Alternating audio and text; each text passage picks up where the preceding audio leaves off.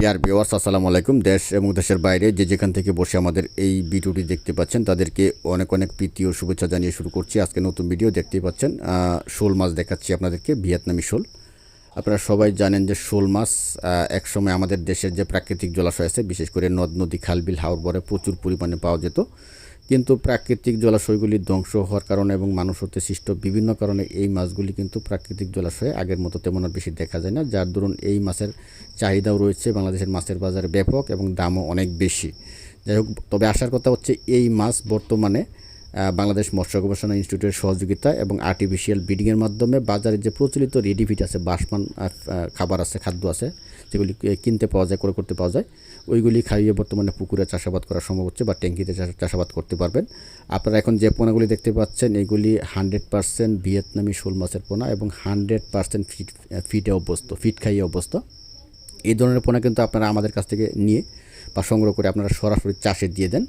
এটি সম্পূর্ণ একটি ভুল পদ্ধতি। এই ধরনের পোনা আপনারা আমাদের কাছ থেকে সংগ্রহ করে প্রথম অবস্থায় হাফায় অথবা ট্যাঙ্কিতে অথবা ছোটোখাটো পুকুরে প্রথম 1 থেকে 1.5 মাস আপনারা নার্সিং করবেন।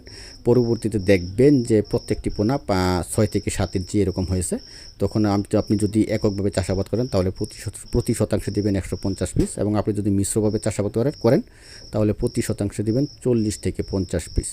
তবে শোল মাছ চাষের সফলতা বা ব্যর্থতা দুটোই ডিপেন্ড করে আপনার মাছের মানের উপরে। আপনি যদি 100% ভিয়েতনামি শোল মাছের পোনা সংগ্রহ করতে পারেন তাহলে কিন্তু 5 থেকে 6 মাস বা 7 মাসে কিন্তু এগুলি চাষাবাদ করে বাজারজাত করা সম্ভব। আর যদি দেশি যে শোল আছে ওটা যদি সংগ্রহ করেন তাহলে কিন্তু ওই মাছগুলি কিন্তু 1 বছরও কিন্তু বড় হয় না। অনেক প্রতারক চক্র আছে যারা দেশি শোল মাছের পোনাকে ফিট খাইয়ে অভ্যস্ত করে, এটাকে আবার ভিয়েতনামি শোল মাছ বলে চালিয়ে দেয়। আপনারা এই ধরনের প্রতারক চক্র হতে অবশ্যই সাবধান থাকবেন এবং সস্তায় পোনা ক্রয় করা থেকে বিরত থাকবেন। যাই হোক, শোল মাছ চাষাবাদের অন্যতম আরেকটি ধাপ হচ্ছে যে আপনাকে শোল মাছের চাহিদা সম্পন্ন খাবার দিতে হবে। আপনার শোল মাছের চাহিদার যদি থাকে দৈনিক 20 কেজি, আপনাকে অবশ্যই 20 কেজি খাবার দিতে হবে।